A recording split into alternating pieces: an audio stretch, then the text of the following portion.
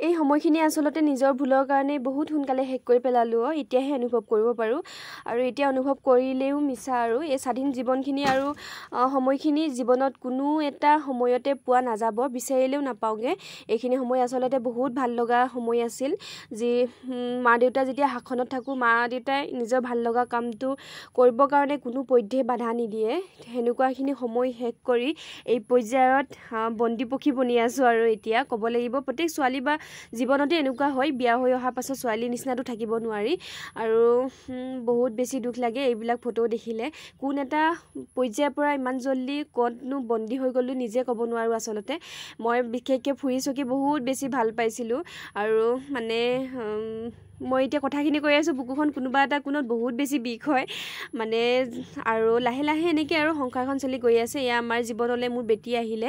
এই জীৱনখনত বিয়া হোৱাৰ পাছত প্ৰত্যেকেইজনী ছোৱালীয়ে নতুন এখন ঘৰত মানে টান মাত বা টান কথা এটা শুনিলে বহুত বেছি দুখ লাগে।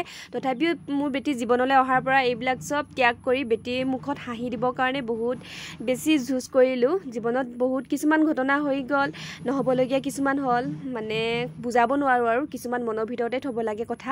কিন্তু আৰু তাকে সেইবিলাক দেখিছেনে, বেটি ডাঙৰ হৈছে, লাহে লাহে জীৱনটো চলি গৈ আছে আৰু তাকে এয়া আমাৰ বেটি মানুহ জীৱনটো চলি গৈ আছে। ক'ত সমাপ্ত হয় কোনেও ক'ব নোৱাৰে। আচলতে চলি গৈ আছোঁ। তথাপিও কিছুমান ফটো এতিয়াও মনত বহুত বেছি দুখ দিয়ে, মানে মনত পেলায় আৰু।